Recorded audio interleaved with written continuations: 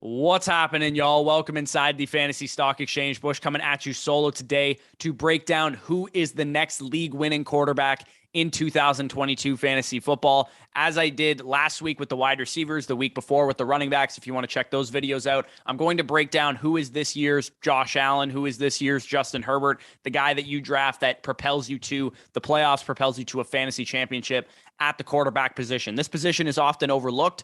A lot of people will just say, screw it, they're all the same. I'm just going to, punt the position and draft one late. But just like any other position, like I said, there is multiple guys that can win you a championship, multiple guys that can propel you to a fantasy title. And we're going to break down the top 24 quarterbacks in underdog ADP in today's video to determine who has the ceiling, who doesn't have the ceiling, who's too risky, who's safe. All that stuff will be covered in this video. This will be an entire breakdown of the quarterback position and my strategy for it in fantasy football this year. So with training camp opening, make sure you guys are following us over on TikTok. Going to be posting a lot of news, a lot of fantasy reactions over there to all the Roto World snippets and all that stuff that come out. I posted a fantasy news of the day reaction yesterday, and you won't find that anywhere but our TikTok. So make sure you're following us over there. Link is in the description for that, tiktok.com/fantasy stock exchange. And also make sure to check out Underdog Fantasy to take some of this advice into action. It's the best place to sharpen your strategy for your home league drafts with your, college buddies or your work buddies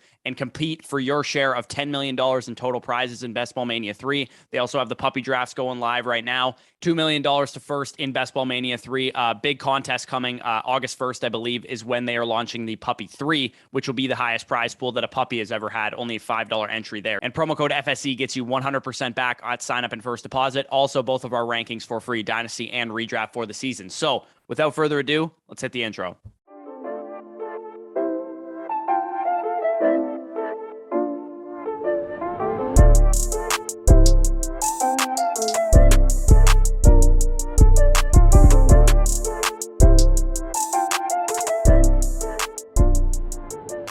So some people define league winner as a late round sleeper that hits. My definition of a league winner at the quarterback position specifically is just any quarterback that you draft that turned into a set it and forget it every week starter for you that averaged 20 plus fantasy points per game. As you guys can see on the screen, the league-winning quarterback win rates are very good. If you can hit on a high upside quarterback like Patrick Mahomes in 2018, Lamar Jackson in 2019, Josh Allen in 2020, Russell Wilson 2017, etc., you can get a high win rate out of these players, even though most people, the conventional wisdom is that you can just punt the quarterback position, stream it on the waiver wire, and you'll be fine. While that's true, and the replaceability of mid to late round quarterbacks are relatively the same, there is definitely a ceiling factor that we want to take into account with this position. And the fundamental concept of this video is to take a holistic view of past quarterback league winners, there's 50 of them since 2013, and measure their peripherals against the current top 24 that we're looking at to determine who's got that kind of ceiling this year in drafts. So my early round strategy at the quarterback position is different than many people's. I think a lot of people just assume, late round quarterback is the play. I'll just take a cheap guy late and I'll just roll with the rest of my roster as very, very strong because I punted the quarterback position. But in my opinion, the late round quarterback strategy is dying. It's not quite dead yet, but I think most of your league mates know about the late round quarterback strategy. It could give you a huge advantage in fantasy football drafts to fade what they're doing and do something else. And the reason I say this is because many years ago, for those of you guys that don't know what late round quarterback is, JJ Zachariason, who is the late round quarterback on Twitter, he coined the strategy to properly value quarterbacks because back in, 10, 15 years ago, people were taking good quarterbacks in the first round. And the most known factor for why he coined the strategy is the fact that it is very replaceable. Once you get to QB8, QB9, QB10 or whatever, the difference between those guys and QB25 is not a huge difference. But the reason it's QB8, QB9, QB10 and not QB1 to QB25 is because there is high ceiling quarterbacks still out there on the market. And in my opinion, we've gotten very, very sharp at predicting which quarterbacks those will be based on ADP. And every year we see guys like Josh Allen, Patrick Mahomes, Justin Herbert, Lamar Jackson, Kyler Murray, Tom Brady, Joe Burrow, and Dak Prescott, as you guys can see on the screen, post very, very high ceiling weekly games of 30 plus fantasy points. 27 of the 31 30 plus fantasy point games came from early round quarterbacks like this last year. So for me, the shift has happened where the late round quarterback still applies, right? That mantra still applies when we're talking about the replacement level quarterbacks, Tua Tagovailoas and guys like that. However, if you miss out on the quarterbacks with elite ceilings, you apply the late round quarterback strategy. But if you can get the early round quarterbacks with high ceilings at a good value, then I think you should definitely take that value when it falls to you. So I think the key distinction here is knowing that there absolutely is a difference between having an elite quarterback and a replacement level quarterback. So that's mainly what this video will highlight: which quarterbacks have the chance to be elite and which quarterbacks are probably just going to be replacement level fantasy quarterbacks this year. So as we did in the wide receiver video, as we're doing in the running back video as well, we're going to take the averages of the past league winners from 2013 to 2021 who finished with at least 20 plus points per game and played 12 games or more. And again, at the quarterback position, there's a bit more of these guys because 20 plus points per game is easier to do at quarterback than it is at running back and wide receiver. So we have 50 quarterbacks since the year 2013. We had 11 this past year that posted 20 plus points per game. The first table indicates how much volume it took for each of these guys on a per game basis to achieve their league winning status, that 20 plus points per game number that we're looking for. The names on this list were the every week starters that we covet. The guys that when we draft them, we don't want to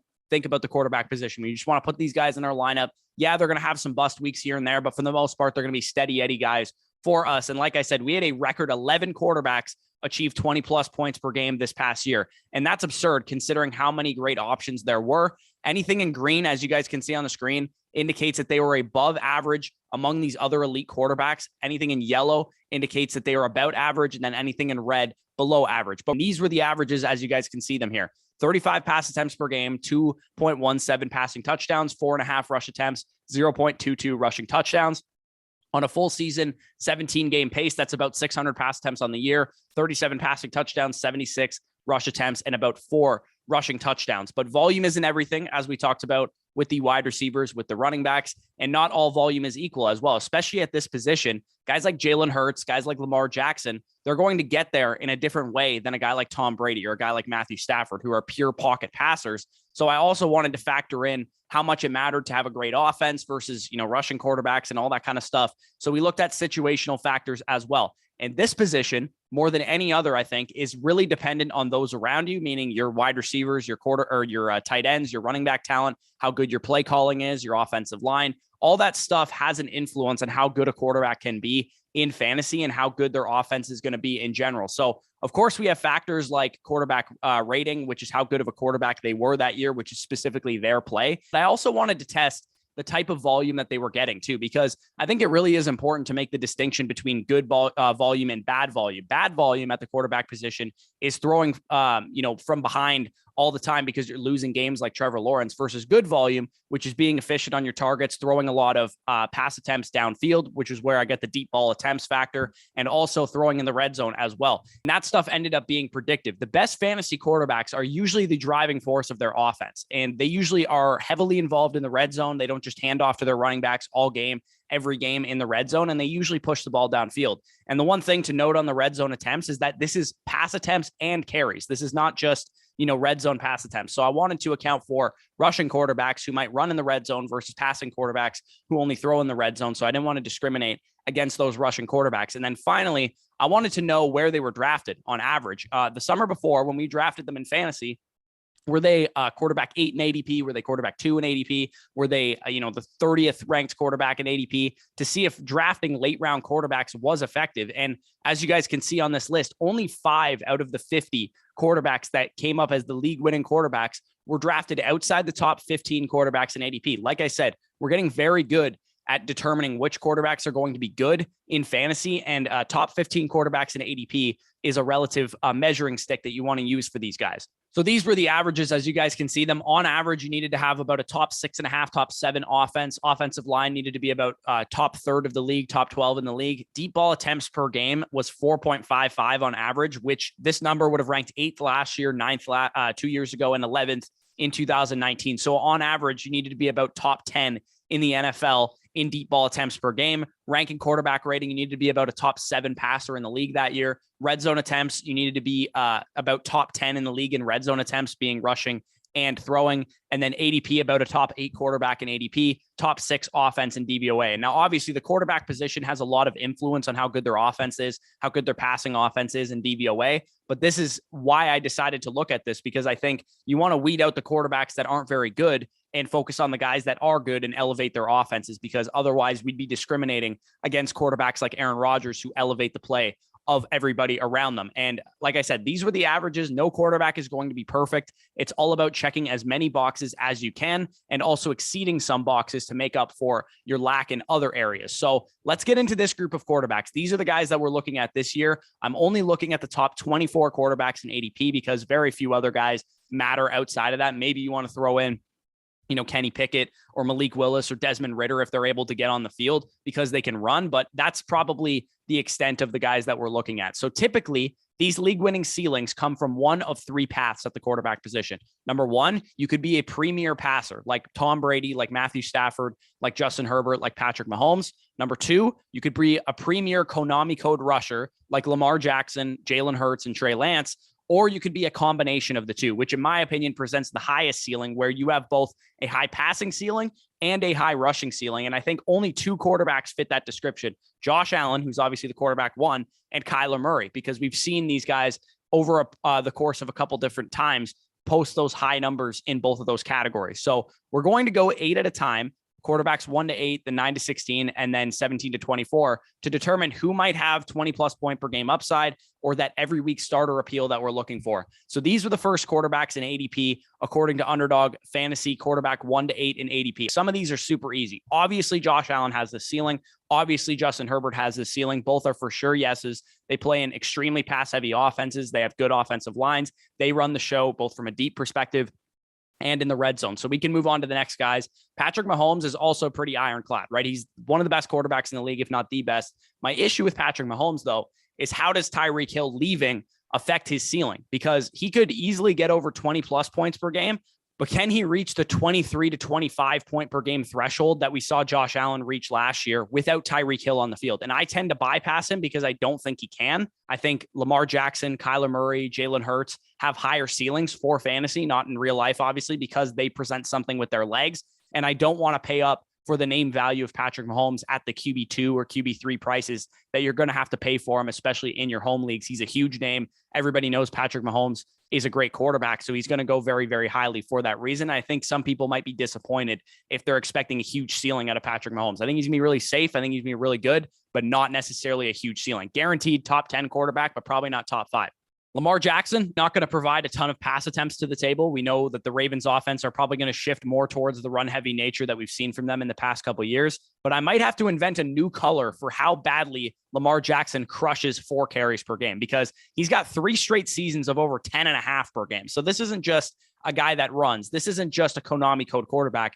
This is essentially a committee running back playing quarterback with how much volume he actually gets. Last year, if you remove the game that he left early, he had 12 carries per game. And this is also a guy that has previously led the NFL in passing touchdowns in 2019, has guys around him to help with Andrews and Bateman to throw to. The running back situation is looking a little rocky right now with J.K. Dobbins and Gus Edwards recovering from ACL tears. I expect a big time bounce back for Lamar Jackson. And again, not bounce back is a little bit dramatic because he was the quarterback 5 in weeks 1 to 13 before leaving early against Cleveland. So this is a dude that I think people are going to bypass because he's getting injured the past couple of years. Not a guy that's been able to stay on the field, but he has the highest ceiling probably of any quarterback in fantasy because of his ability to put up, 1,000 rushing yards, 3,500 passing yards, and like 45 total touchdowns on the season. So easy buy at ADP for me. Same goes for Kyler Murray and Jalen Hurts. Both guys have improved weapons cores with Hollywood added to the Cardinals, AJ Brown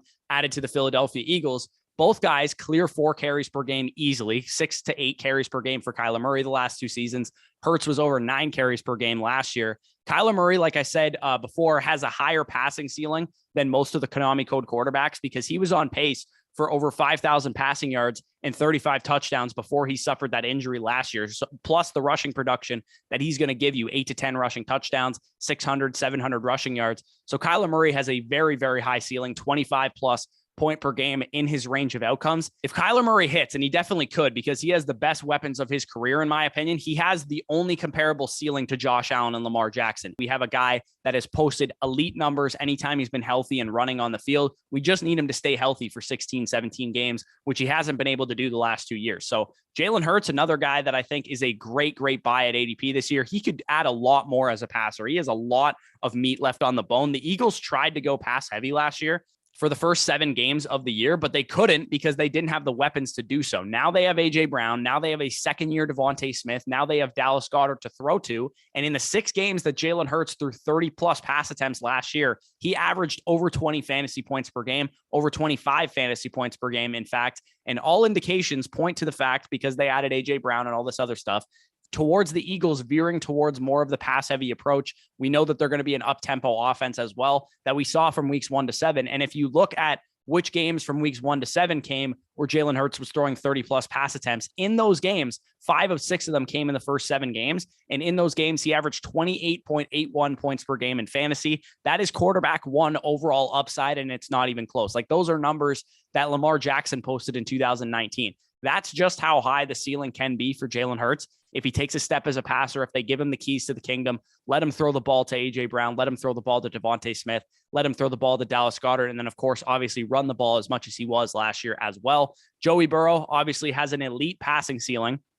He showed us to close out the season that he has the ceiling to be able to be an elite fantasy quarterback. I've brought up the fact that I think Zach Taylor gives him the keys to the offense, similar to what we've seen from Josh Allen and the Bills in the last couple of years.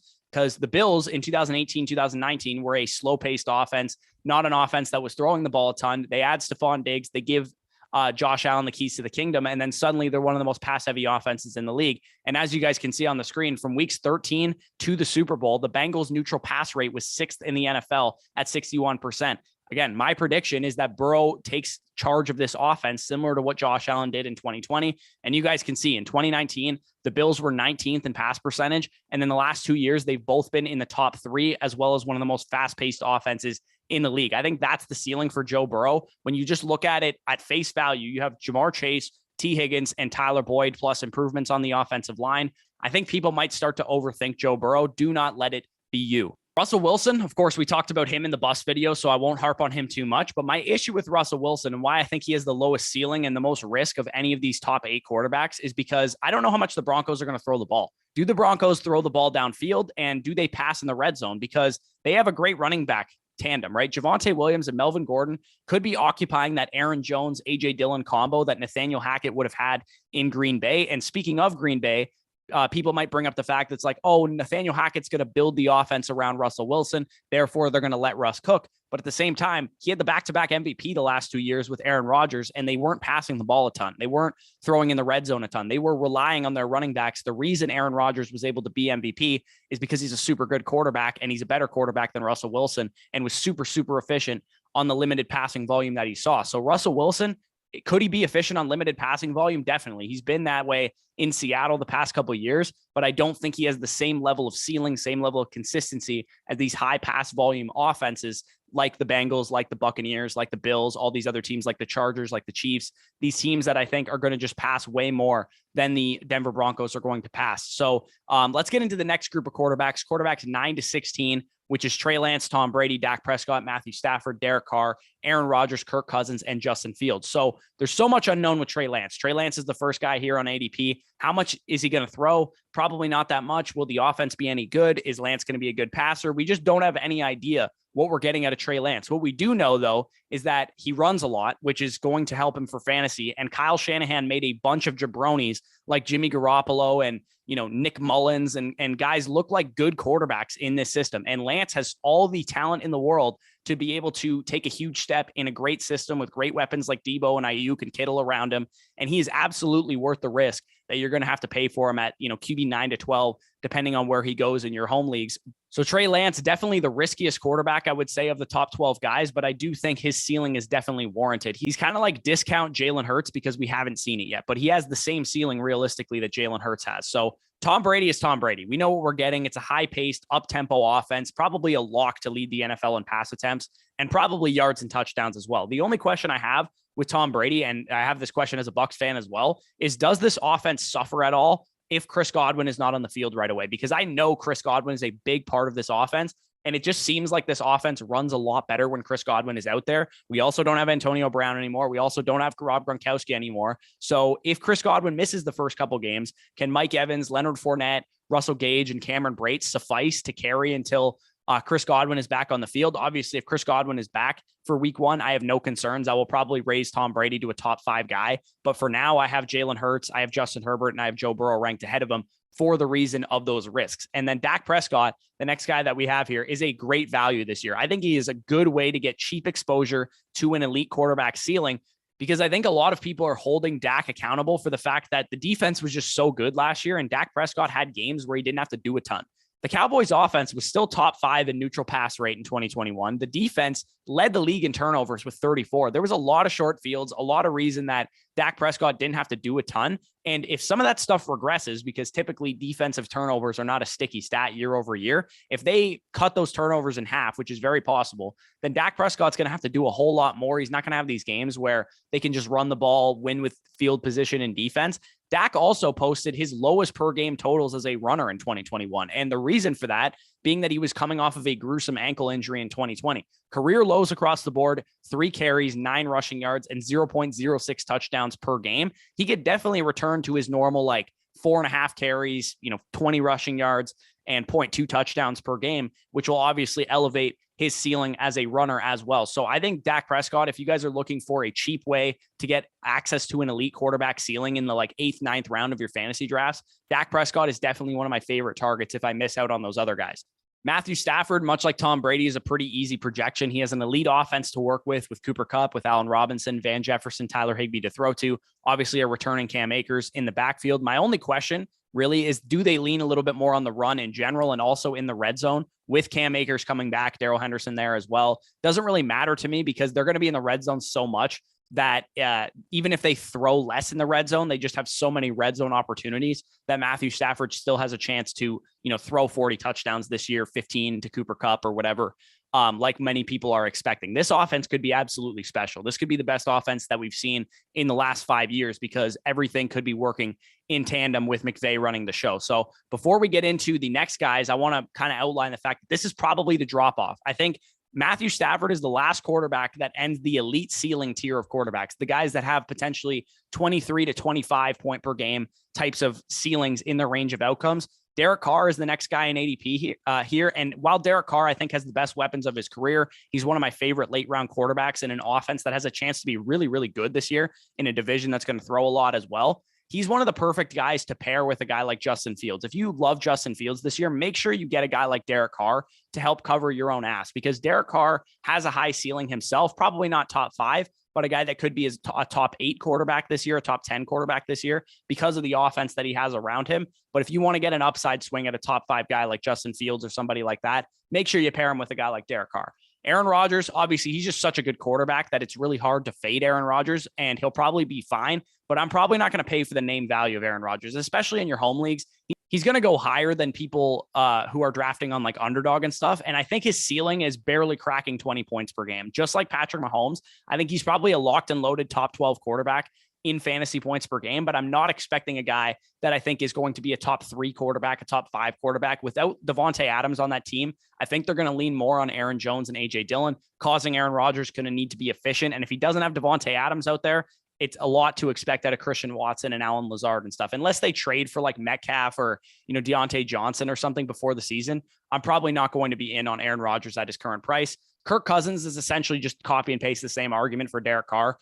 He might have more pass attempts this year as well because the new offense coming in. Last year's quarterback 12 in points per game. I think he's a good guy to pair with an upside swing. And I think both Derek Carr and Kirk Cousins are great trade targets for those of you guys in Dynasty Superflex leagues who are contenders that need another quarterback. Justin Fields, the final guy of this quarterback 9 to 16 range. He can run, but that's pretty much it. I think a lot of people are getting carried away with Justin Fields as like a great late round quarterback play because he can run. But at the same time, there's absolutely nothing that I like about this offense. This offense will stink unless Justin Fields can take some seismic, unforeseen step as a player. He has no real passing ceiling. The weapons stink. Just absolute stinkeroo. I'm letting my league mates chase the upside of Justin Fields because he's a rushing quarterback. And yeah, he could carry his outlook and potentially be a back-end QB1 because he can run, but I don't think he has a 20+ point per game ceiling because everything around him just absolutely stinks to high heaven. So I'm going to breeze through these last quarterbacks really fast. And the reason why is because they're all just meh, right? None of these guys really have high ceilings. Tua, Trevor Lawrence, Jameis Winston, Matt Ryan, Mac Jones, they could all be fine. They could all be streamable quarterback twos, but I doubt that you're going to get an every week starter out of any of these guys. I think the most likely is Trevor Lawrence because of the unknown factor. He was a rookie quarterback in a bad situation last year, but I'm personally not that excited for him. The last two guys of this quarterback 23 and 24 range are the two guys that I'm going to swing on if I take a late round quarterback, Zach Wilson and Deshaun Watson. And they're the only guys that I think are worth a swing in this area of the draft. Zach Wilson has the same case as the other second year guys like Justin Fields and Trevor Lawrence, except number one, he's the cheapest. So you get him at the lowest cost. And outside of Trey Lance, I think he has the best situation. Improved offensive line with Mekhi Becton coming back. Laken Tomlinson signed in the offseason. Elijah Moore, Garrett Wilson, Corey Davis, Breece Hall, CJ Uzomah, Tyler Conklin, pretty solid group of weapons, Braxton Berrios as well. Zach Wilson could take a step forward in year two. You guys know that I love Zach Wilson. I'm not going to, break any ground here by talking about him, but he's a guy that I think is worth an upside swing. If you miss out on the top 10 or top 12 quarterbacks and you got Derek Carr or Kirk Cousins as your main quarterback and you're like, I don't know if these guys are going to provide me with a huge ceiling, I think it's okay to take Zach Wilson in the final round of your draft, stash him and see what happens. Pending Deshaun Watson's suspension as well, he's obviously going to be great if he plays. We know Deshaun Watson is a superstar talent who's never had this good of an offensive line or run game in his career. Also, reports suggest that Deshaun Watson might only be facing a 2 to 8 game suspension. So that might make Deshaun Watson a stash for some people in the final rounds. Again, if you miss out on those elite quarterbacks, I don't hate stashing a 4-game suspension Deshaun Watson on your bench to see what happens when he gets back on the field. So what we're going to do now, as we did in the running back and the wide receiver videos, is we're going to score these quarterbacks based on all the factors that I outlined. Anything that they ranked in green in is worth 5 points. Anything that they ranked in yellow in worth 3 points. Any question marks, orange was -1 point. And anything that they were just downright bad in was worth -3 points. So as you guys can see, this should illustrate my point perfectly. Why I'm chasing the same early round strategy as I was last year, which is if I don't get an elite quarterback, I'm going to pair it with a safe guy and a late round upside swing, is exactly what you see here. The league winning quarterbacks are all being drafted highly. You're not getting any discounts on Trey Lance because he's an unknown. People know his ceiling is high, so he's being drafted accordingly. A couple of years ago, before we knew all this stuff that we know, maybe Trey Lance is quarterback 20 in ADP, and you can get him as a late round quarterback with a high ceiling. But we as a market are too sharp nowadays. We know that Trey Lance has a high ceiling. Therefore, he's going to fall amongst the guys that have high ceilings. But the key here is that you can get elite ceilings for cheap prices relative to other position groups. So when you're on the board at, pick 55 in your draft and Lamar Jackson's still on the board and you're looking around the board and the best available running backs are Antonio Gibson and J.K. Dobbins, Josh Jacobs and Elijah Mitchell, and you want to go with Lamar Jackson, go with Lamar Jackson. That makes a ton of sense because while QB4 isn't a value for Lamar Jackson, if he's QB4 coming off the board at pick 55, that's a value for Lamar Jackson. And same goes for, QB5, Kyler Murray, QB6, Jalen Hurts, QB7, Joe Burrow. Amongst quarterbacks, they're not values, but amongst the other position groups, you can get them to fall down the board because most people subscribe to the idea of late round quarterback. And you can get these elite quarterbacks that have high ceilings, league winning potential as your 5th player or your 6th player on your team after already stacking up an elite league winning running back and 3 great wide receivers and maybe an elite tight end already. When you're drafting them around Antonio Gibson and Josh Jacobs and Elijah Mitchell, low upside receivers like Brandon Cooks and Amari Cooper and Juju and stuff like that, I'm totally fine taking the swing, taking the plunge on elite quarterbacks. I pose this question as the reason why. Who's going to help to win your championship more? An RB2 type like Antonio Gibson or a wide receiver 2-3 type like Amari Cooper or Brandon Cooks? Or that potentially elite league-winning quarterback like Lamar Jackson or Kyler Murray or Jalen Hurts or Joe Burrow. I know the quarterback position can be filled anywhere, but the ceilings that these guys have cannot be filled anywhere. So to close this video out, the answer to the title of the video, who is the next league-winning quarterback, is basically whichever quarterback in the top 12 you can get the cheapest. For me, I personally love quarterbacks 4 to 7, Lamar, Kyler, Jalen Hurts, and Joe Burrow. But if I miss out on those guys, I really like Tom Brady, Dak Prescott, and Matthew Stafford as well. I think they're all great options. They all have high ceilings. And then again, if you miss out on all of those guys, take a safe guy like Derek Carr, Kirk Cousins, grab a Zach Wilson or Deshaun Watson late in your draft to get some upside. So hopefully that answered your guys' concerns about the quarterback position and how to handle it in this year's fantasy drafts. I hope you guys enjoyed this video. If you did enjoy this video, please leave a like. It really helps us out. I know it takes 2 seconds and it really helps us grow in the algorithm. Comment any of your thoughts down below. We will answer your comment. Any question that you have doesn't have to be related to the video. We will answer it. So leave it down below. Subscribe to the channel if you are new as well. And if you guys notice, I'm actually wearing some merch that we have now. FSE merch available now, fantasystockexchange.co. Some of you guys have asked about merchandise. I know, Reese had his wife get him some for Christmas. So it's super high quality stuff over on Teespring that they pay over there. I paid up for the premium stuff. So it's worth if you guys want to rock some FSE gear. Like I said, fantasystockexchange.co is where you can find that stuff. Multiple designs coming out very soon. Check out the Patreon as well. All the data from this video will be posted over there. Ton of other stuff like rankings and other databases and Danny's contextualized game logs, etc. coming throughout the rest of the summer. So you want to stay tuned for that. Also first dibs on dynasty decisions as well. So like I said, like, comment, subscribe if you guys enjoyed. Peace out, and I'll talk to you soon.